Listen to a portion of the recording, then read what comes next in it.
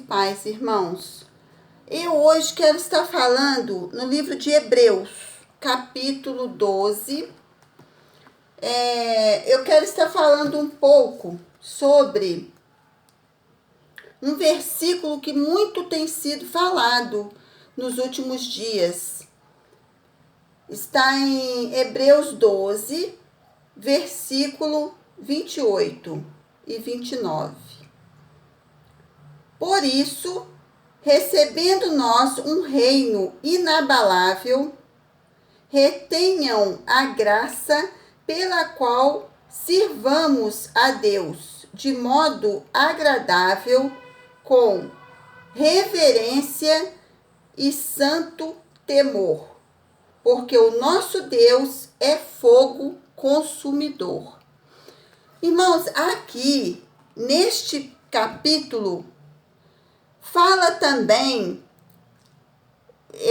concernente a estes dois versículos, vem falando do Monte Sinai e o Monte Sião. O Monte Sinai, ele foi abalado na terra no tempo de Moisés. E o Monte Sião é a Nova Jerusalém. Então, muitos têm falado que o reino abalável vai ser abalável, mas o inabalável é inabalável. Mas só, irmãos, que nós temos que ver o seguinte: nós estamos na terra, certo? O reino está dentro de nós. O que eu tenho sempre falado, que nós temos que viver uma vida no espírito, mesmo estando na terra. Porque o que acontece aqui? Moisés, ele ficou apavorado com o abalo do Monte Sinai. Tanto que aqui no versículo 21 desse mesmo capítulo 12, fala assim: na verdade, de tal modo, era horrível o espetáculo que Moisés disse: sinto-me aterrado e trêmulo, certo? Agora, olha só, então teve uma consequência nesse abalo aí, para o povo que estava na lei. Teve um abalo terreno, certo?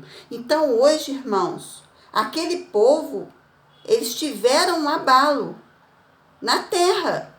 Então hoje aqui na terra, para que nós não sejamos abalados, porque se nós não estivermos no espírito, vivendo uma vida no espírito, nós vamos ser abalados, sim. Vamos ser. E a igreja hoje, ela está presa dentro de casa. E Deus, ele quer tirar proveito disso, para que os seus filhos se acheguem a ele. E não a homens. Então, o que está acontecendo? O reino inabalável é o reino de Jerusalém, que vem falando aqui no versículo 22, ó.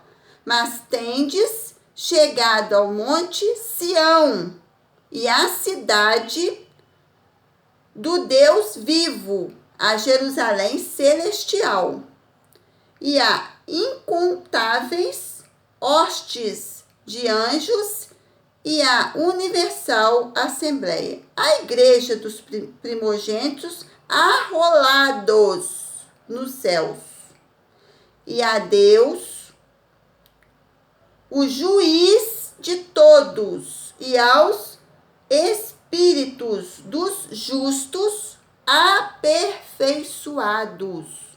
O nosso aperfeiçoamento, irmãos, é feito aqui na terra. Está lá em Filipenses 2, a partir do 12. Tá? Você tem que querer ser aperfeiçoado. A salvação vem em Jesus, mas o aperfeiçoamento vem pelo Espírito Santo. Então, você tem que querer ser aperfeiçoado. O seu aperfeiçoamento é aqui na terra. O meu aperfeiçoamento é aqui na terra, através do Espírito Santo, através de uma vida santa. Aqui nos versículos anteriores também falam da vida santa que nós temos que ter aqui na terra. Aqui, ó, seguir a paz com todos e a santidade, sem a qual ninguém verá o Senhor. Essa santidade, ela só vem através do Espírito Santo. Então, muitos têm falado, o que está na terra vai ser abalado. Mas nós somos dos céus. Glória a Deus, irmãos, nós aceitamos a Jesus. Mas se nós não formos aperfeiçoados na terra pelo Espírito Santo, através da convivência com o Espírito Santo, para conviver com o Pai, nós seremos abalados a ponto de ficar assustados, apavorados, como Moisés ficou e intercedeu pelo povo, certo? Então, aqui ainda fala mais. Olha a diferença, aqui fala o contraste, né, entre o Monte Sinai e o Monte Sião, certo? O Sinai de Moisés e o Sião da Nova Jerusalém. Olha só o que fala aqui no versículo 24. E a Jesus, o mediador da nova aliança. Então, o mediador da nova aliança é Jesus, o Filho de Deus. Ele não é o amigo de Deus, como Moisés era. Moisés era o amigo de Deus. Jesus não, Jesus é o Filho, certo? Da nova aliança. E ao sangue da expiação que fala coisas superiores ao que fala o próprio Abel. Então, o sangue de Abel era o sangue da lei, né? Quando foi derramado, a terra clamou pelo sangue de Abel. Agora, o sangue de hoje é o sangue de Jesus, dos céus, certo, irmãos? Tem uma parte aqui da minha Bíblia que fala assim: quem hoje abandona o Evangelho sofre piores consequências e perdas do que aqueles que rejeitavam a lei, certo? Então, quem rejeitou a lei teve perdas, mas nós, se rejeitarmos o Evangelho, irmãos, que é pela graça sim, mas a graça é para nos capacitar a permanecer em santidade. Não só para nos fazer justo, mas nós permanecermos justos, justificados por Jesus, sim, mas nós temos que permanecer em justiça, permanecer em graça, certo? Vamos ver mais um versículo aqui, onde fala dessa graça. Quer ver? Tá aqui, ó. Aquele cuja voz abalou então a terra.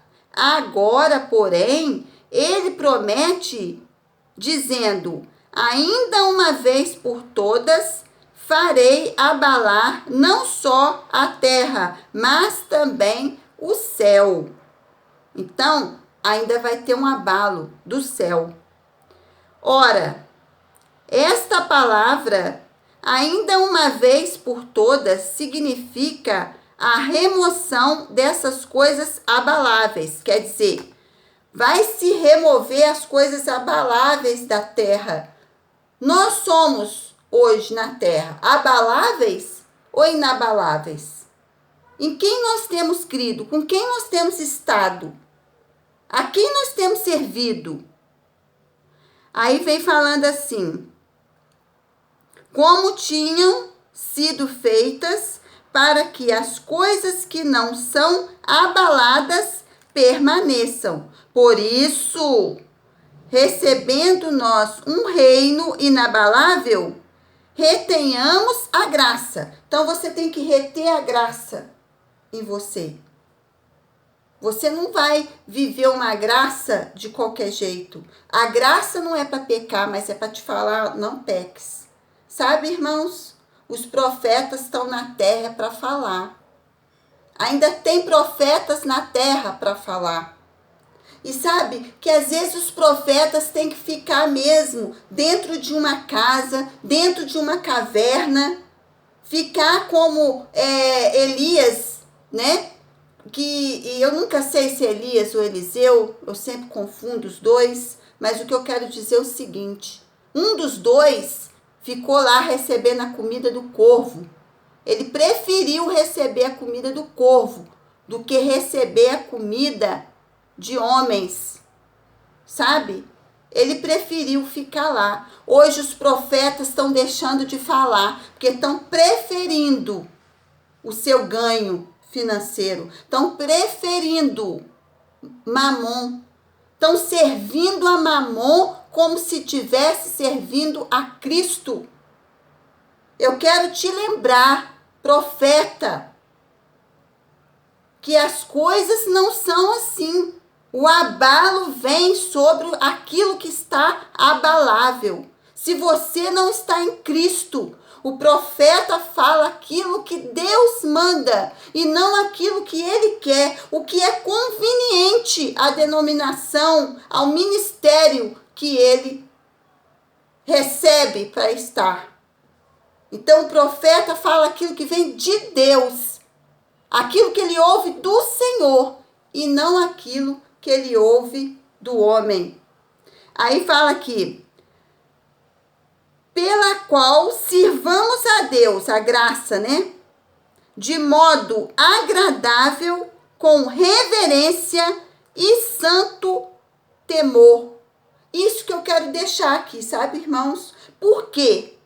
Porque se nós não temermos a Deus, nós vamos ser abalados com pouquíssimas coisas aqui na terra. Então nós temos que temer a Deus, temer ao Senhor e falar aquilo que o Senhor manda.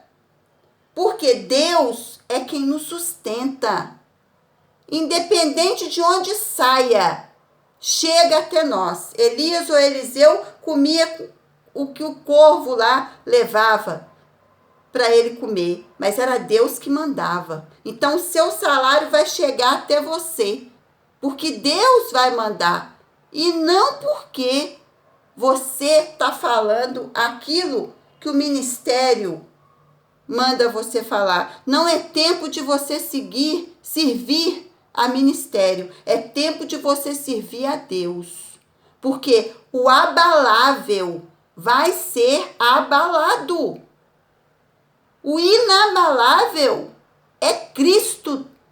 Cristo em nós é a esperança da glória. Então aqui fala no 29, porque o nosso Deus é fogo consumidor. Deus é fogo consumidor. Ele não foi fogo consumidor no tempo do Monte Sinai. Ele é fogo consumidor hoje na terra. Deus está abalando. Aquilo que é abalável vai cair. Babilônia está caindo, irmãos. Babilônia está caindo. Eu falo para aqueles que são líderes da casa do Senhor. Falem e façam. E haja de acordo com aquilo que o Senhor tem te falado. E não com aquilo que o homem quer que você fale, e Deus vai te honrar. Caso contrário, irmãos, o abalável vai ser abalado. Deus não teve misericórdia no tempo da lei, e agora é pior. Eu vou ler mais uma vez esse comentário dessa Bíblia pentecostal. Quem hoje abandona o evangelho sofre piores consequências e perdas do que aqueles que rejeitavam a lei. Abandonar o evangelho não é só sair da igreja. Não é só sair da igreja. Abandonar o evangelho é abandonar aquilo que Deus tem para você. O propósito de Deus na tua vida. Se o propósito de Deus na tua vida é falar, fale. Porque senão você vai ser abalado. Boa noite.